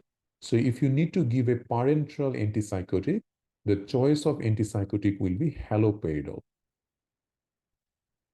So this is important. So sometimes the same questions, they can say that patient is very aggressive. If they say that line, they're actually looking for haloperidol, not oral olanzapine or risperidone. So what about prophylaxis? So someone who gets recurrent bipolar disorder, for them, especially if there is a 2 or more episode of mania or depression in the past 4 years, that patient needs a prophylactic medication to stabilize their mood. So the commonest prophylaxis that we use is lithium, or there are second generation antipsychotic drugs like olanzapine, risperidone. Those can be used as a prophylaxis, or you can use any of these as well, like valproate, carbamazepine, lamotrigine. So, but the best prophylactic agent for bipolar disorder is lithium. So it's important to know if it is acute mania, you will choose antipsychotic and second generation. If it is prophylaxis or a long-term management, that will be lithium. Lithium is important in a way that it has high toxicity if you give more lithium than patient needs. A normal plasma level for lithium is 0.6 to 0.8. So a patient who is on lithium, you need to continuously check their blood lithium level and see if it is not getting any high. A lithium side effect can present to you as tremor, muscle weakness, weight gain. Sometimes this patient can have hypothyroidism or even nephrotoxicity. So sometimes question will give you a patient who has lithium, and then they'll try to give you some toxic effect. So if a patient develops lithium toxicity, mild toxicity, patient will have nausea, vomiting, hyperreflexia, maybe a bit of weakness. If it is moderate, they get rigidity, hypertonia, and hypotension. But if it is severe, they get cardiovascular collapse, seizure, or coma.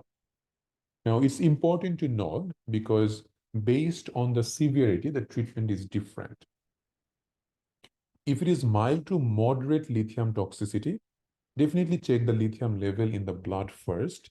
But sometimes lithium level can be normal in the blood, but still patient can have toxic feature. So symptoms are more important.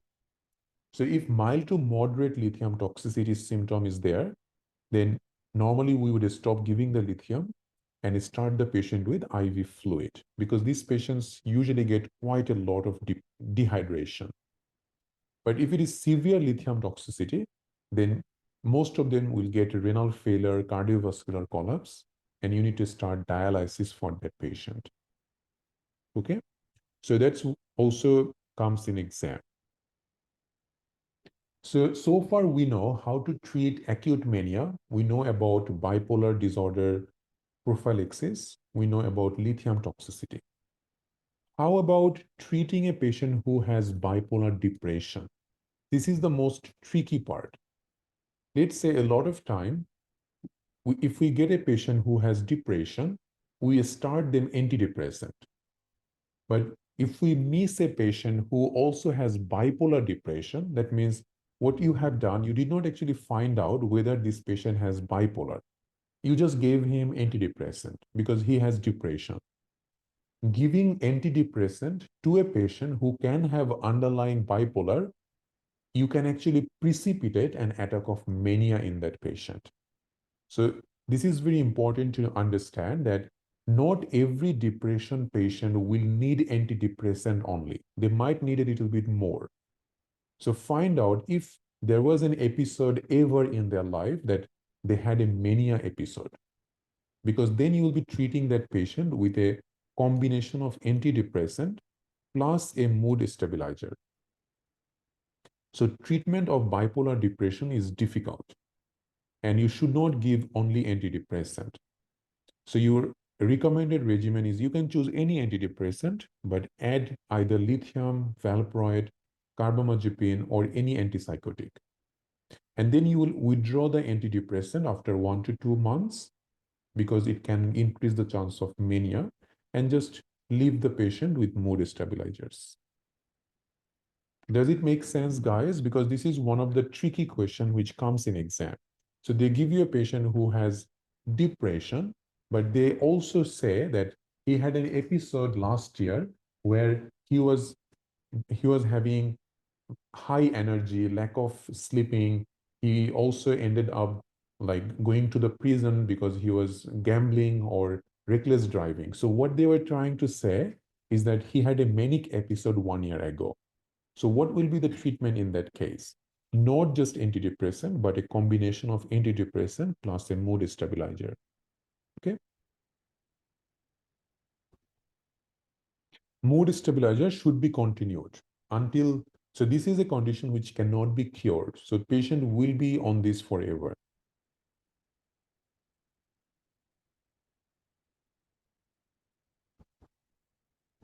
Let's have a look on this question. A 27-year-old man is brought to the office by his wife due to her concern that he hasn't been himself for the last 3 weeks. He says that he's depressed and withdrawn, sleeps 14 hours a day, has no energy or interest. The patient was hospitalized 6 months ago for an episode in which he became aggressive towards his wife. He was also staying up all night, gambling away their savings, investing a large sum of money. At that time, patient spoke very rapidly. So what they say that this was a manic episode, and currently this patient having depression, right? So this is a patient who has bipolar depression. So which of the following medication is the most appropriate as a maintenance treatment of this patient? So choose from here. Carbamazepine is a mood stabilizer. Fluoxetine, it's an antidepressant. So yes, it can be an option to choose. Lithium, quetiapine, both of them are mood stabilizers. So no. Lithium sertraline, yes, that's an option to choose. Lurasidone is an antipsychiatric. Risperidone antipsychiatric, so no. Valproate mood stabilizer. Clozapine is an antipsychiatric, no. Valproate haloperidol, no. So your option to choose is between A and C. So which one you would prefer? Carbamazepine, fluoxetine, or lithium sertraline? As you can understand that lithium is usually one of the best maintenance treatment. So if we have lithium as a maintenance treatment, we will always choose that. So in exam, you will get sometimes two options. Both of them are correct. And you need to choose the best one out of those two. So if you choose option A, it is right, but it is not the best option. And your exam is all about choosing the best option. So remember that. You can't argue that, well, this is also a right answer. So if I choose A, why I'm not going to be right? So the problem is that you have to choose the best one. Okay.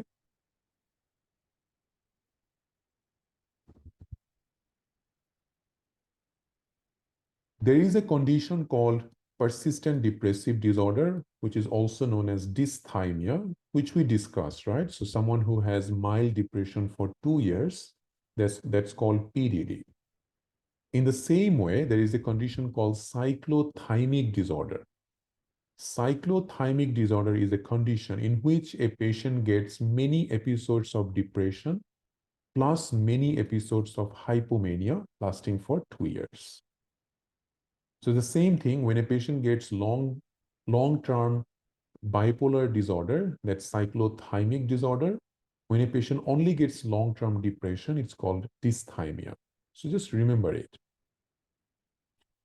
Okay, so this is all about our tonight session on psychiatry. So we finished up to bipolar disorder and we will start from rest of it in our course. Okay. Dose is not important for exam. So you don't need to know the dose, just name of the medication is all that you need to remember.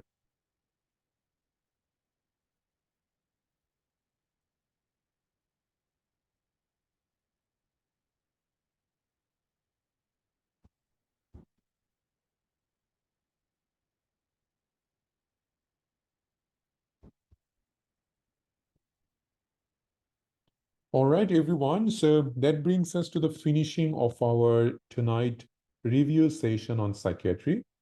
Now, normally our classes are more longer, and because we took a lot of time to do the introduction of MCQ preparation.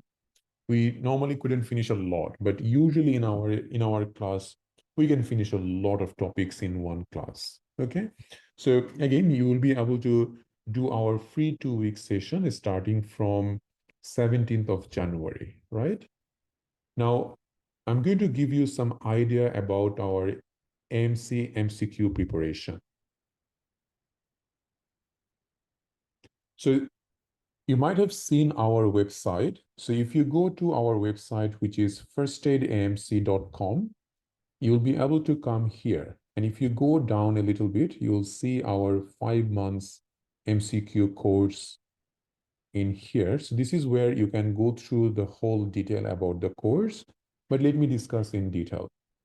About the pregnant patient and bipolar disorder management, we normally discuss that in our obstetrics session. So in obstetrics, we'll discuss this. This is a very complicated discussion. It needs a bit of time that how we manage a bipolar disorder in a pregnant patient. So don't worry, we will discuss that. There is no such option of just taking a single class. You need to go for the entire course. And we hold our session always during this time. So from 8:30 p.m. Sydney time to 10:30 p.m. Sydney time is usual course class. And the course is usually only twice in a year. So because this is a 5 months course, and we design the course in a way so that you can get most out of this. And after this course, you would not need anything else. So that's why we take a bit of more time. We can easily finish this course in 2 months, but ideally within 2 months, you will not even understand what to ask us. So students usually start asking question after 2 months because you start to understand what's really AMC preparation is.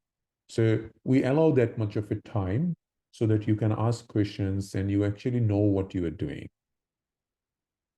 So the next batch or the new batch is starting from 17th of January.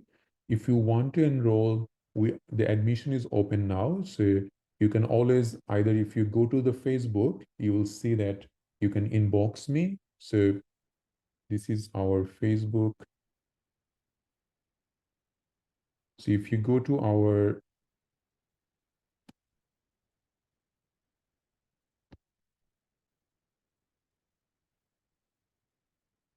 So if you go to First Aid AMC MCQ, so you can see lots of our posts. If you just go to Arshan Ahmed and just send an inbox in here, so in that way, that's one way to contact us. And the another way to contact us, which is what we prefer you.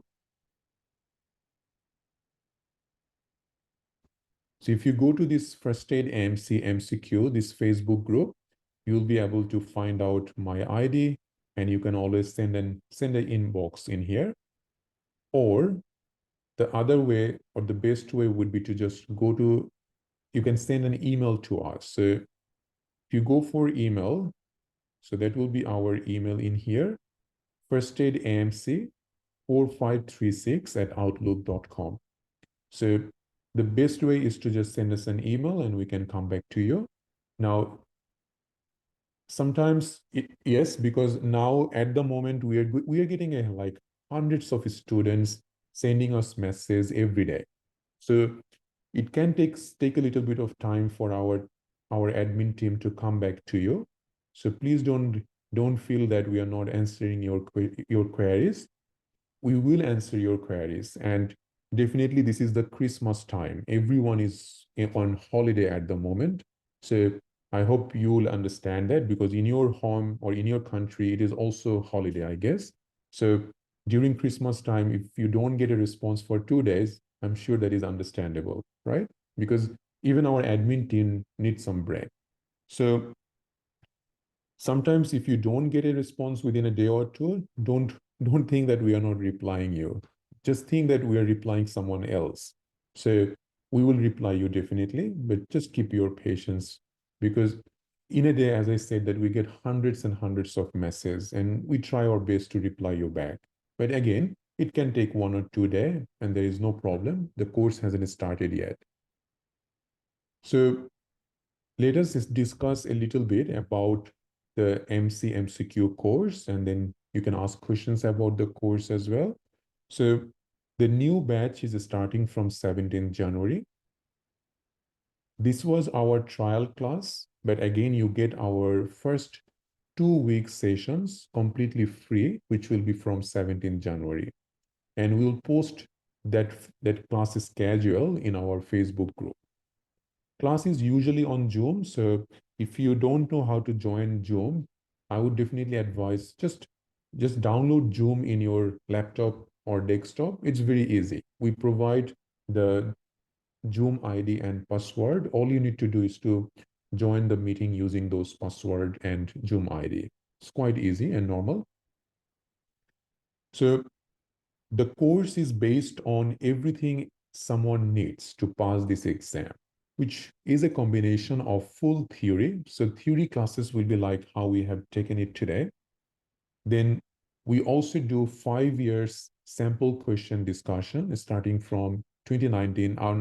Basically, we mainly focus on the current one, and other question discussions usually will be the recorded sessions, but definitely 2025 and last few months of 2024 will be the main questions of discussion in the course.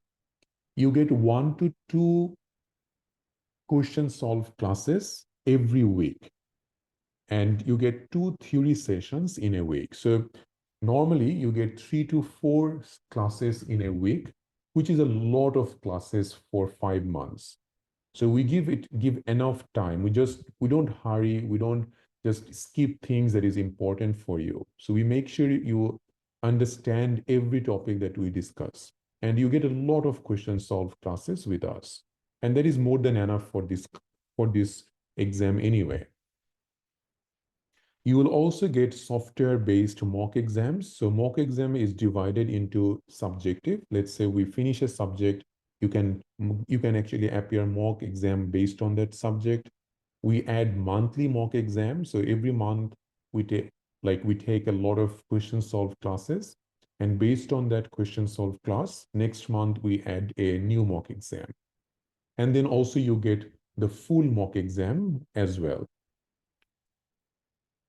So there is a Q bank which you can also get access to. The course will be there until you pass the exam.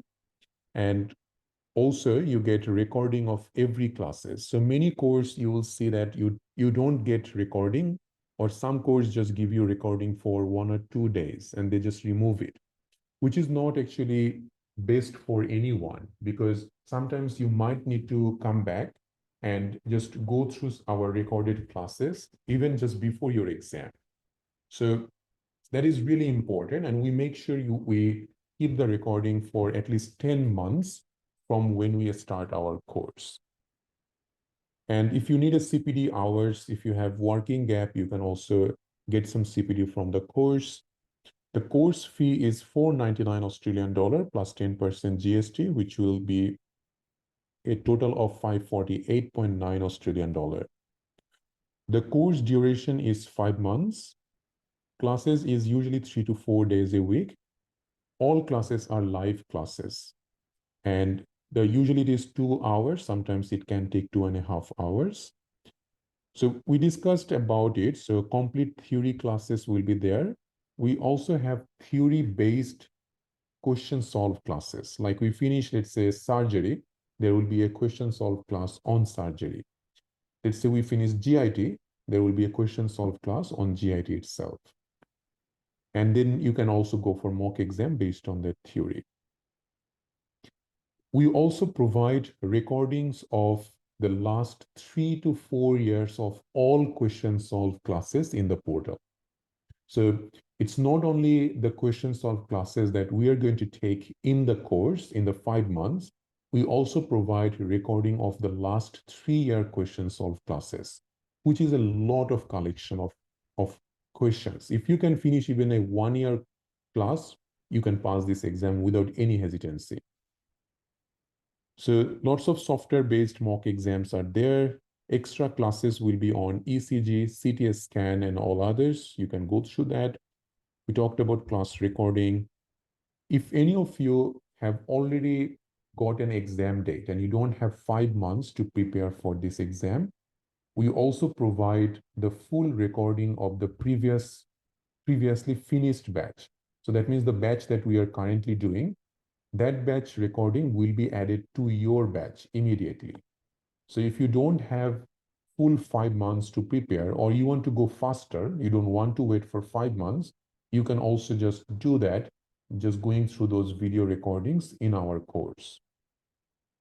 Okay, so that's pretty much everything, and I hope it makes sense. If you have any questions, anything that you want to know, feel free to ask.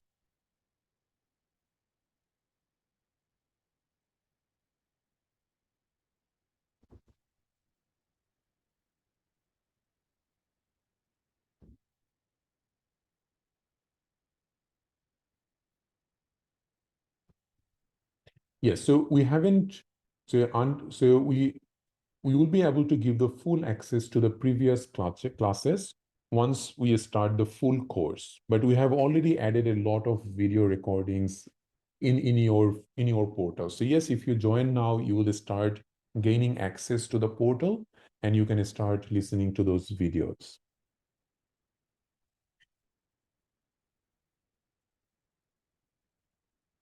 So there is no due date.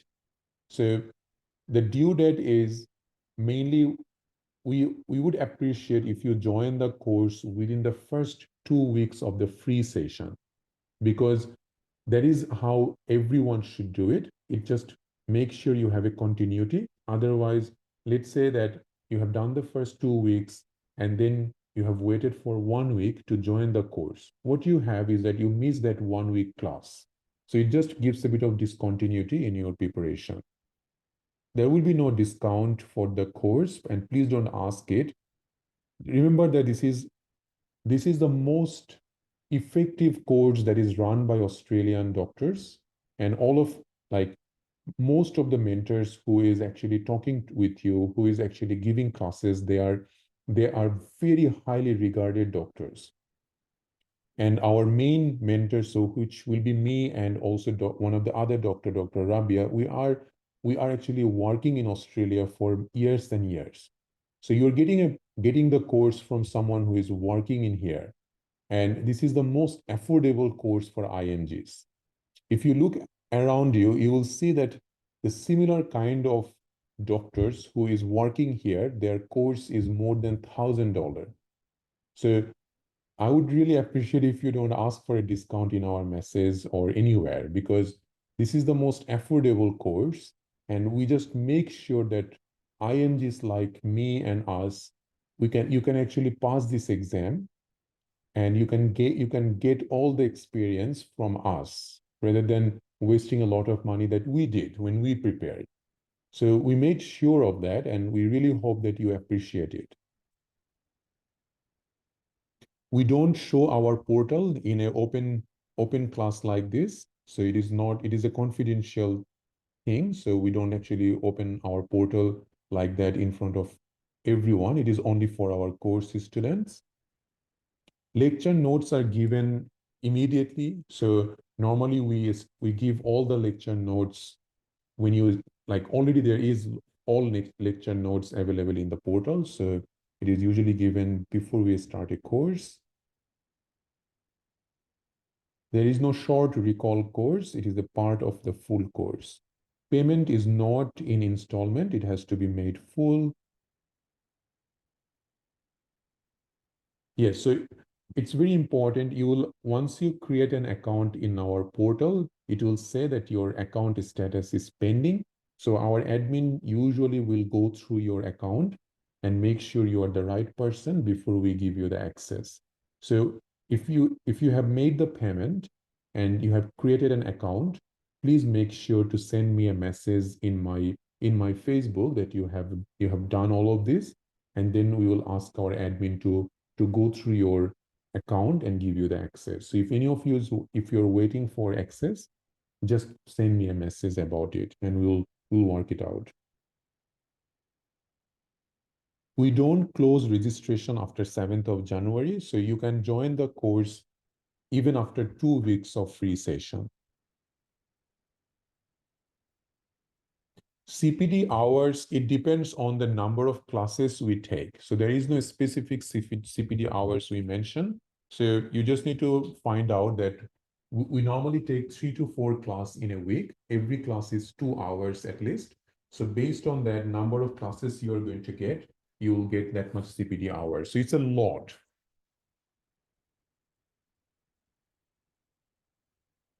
There is no prerequisites for AMC for any doctors. The prerequisite is that you have passed your MBBS. That's it. You don't need to even get your intern to get your internship to actually appear for AMC MCQ. All you need to do is to have your MBBS certificate.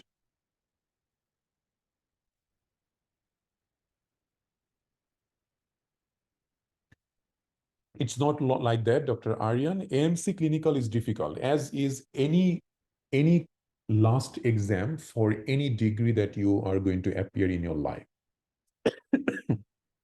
Excuse me.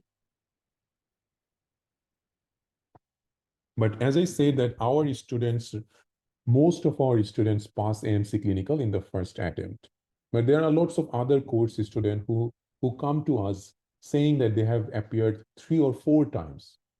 But when they finish our course, they pass the exam in the next time. So we have seen a lot of students like that. It is the lack of guideline, lack of understanding about clinical exam that makes it really difficult. But with a proper guideline, you can really pass this exam without any problem. So you can make payment directly from our website, or you can also ask for an invoice. Either you can ask it in my inbox or send us an email. We don't usually advise to join both MCQ and clinical course because you really need to pass MCQ first. So definitely not a good idea. You should first finish MCQ and then go for clinical course. Payment method is online, so we will provide you a link of payment. So using your card, you can make the payment. This is the trial class.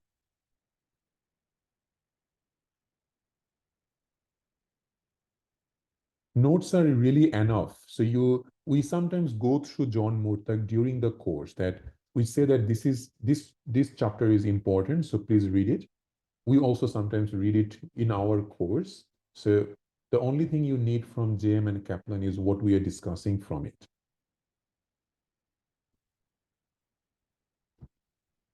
So for any countries, the payment is the same method. So we send you an invoice and a payment link.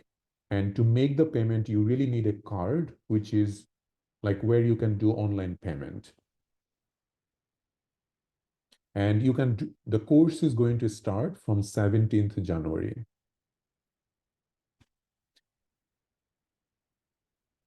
And we are going to talk about registration pathways. We are going to talk about CPD, recency of practice, all of this, like Dr. Ashmita, Dr. Mariam. So there will be a class on it. So we normally take a class on all of this registration pathway, and that will be usually at the end of January. So we'll give some announcement in the Facebook. So just do that class and you will understand everything. Yes, so we will talk a little bit about EPIC verification or ECMG account. So that will be usually discussed in the orientation class of the course.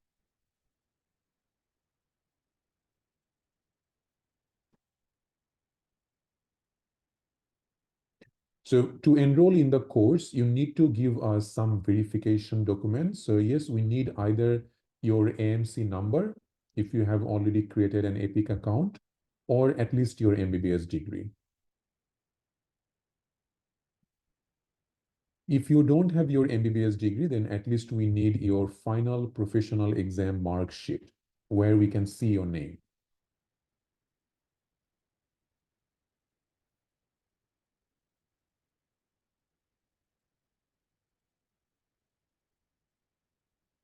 Soft copies will be provided in the Facebook. Please don't get worried about the CPD. portal is already accessible, Dr. Sneha. So anyone who has made the payment, created an account, they are already in the portal.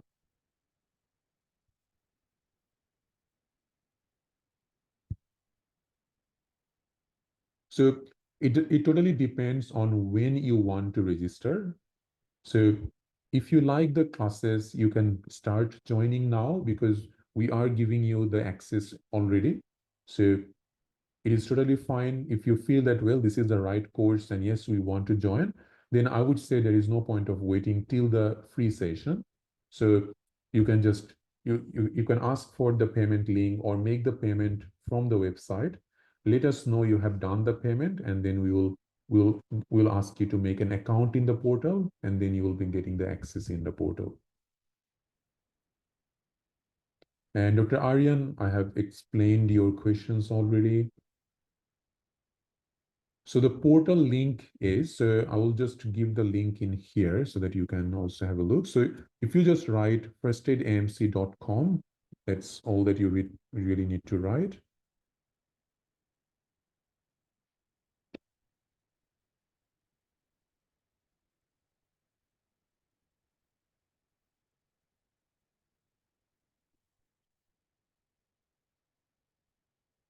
So at the moment, the portal activation can take a week.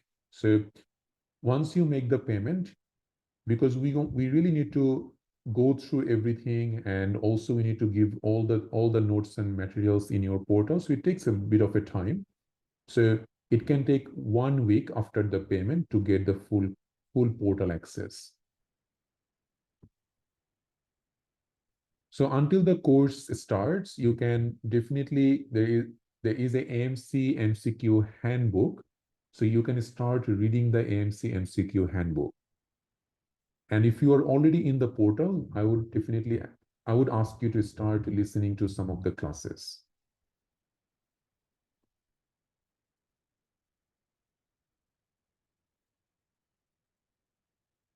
Yes, Dr. Anuja. So if you're a final year student, you don't have a MBBS certificate. So if you show us any of your exam result sheet, we'll be able to like enroll you. Yes, you should have a Facebook account to join this course because we normally upload or give all our course materials, especially the soft copies, and also we give you the class ID in the Facebook group. So it is a good idea that you should have a Facebook account, especially if you want to join the live classes.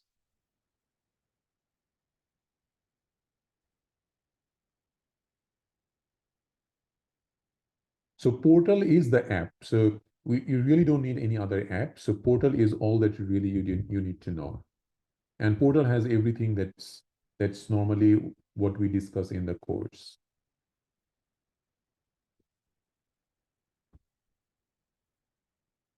All right.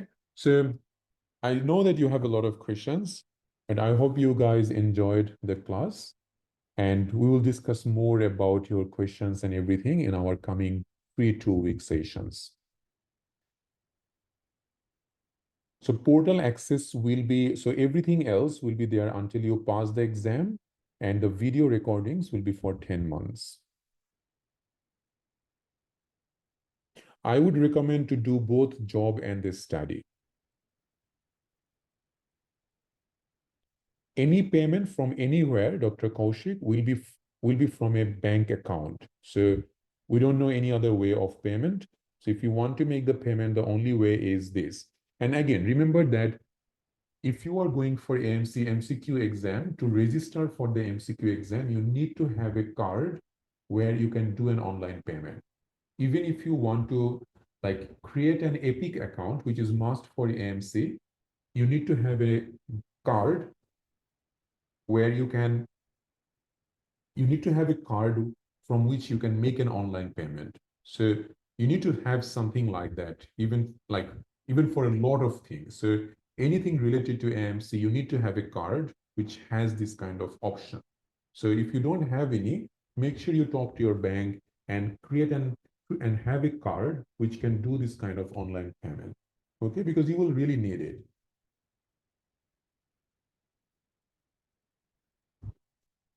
All right, everyone. So I will see you on the next class, which will be 17th of January. So keep an eye on the Facebook and we'll go from there. Thank you. Best of luck. And it's really good to see a lot of you here. And we hope that we will have a very good time in the next 5 months. Take care, study hard, and best of luck to everyone. And have a happy new year for everyone. Bye. Take care.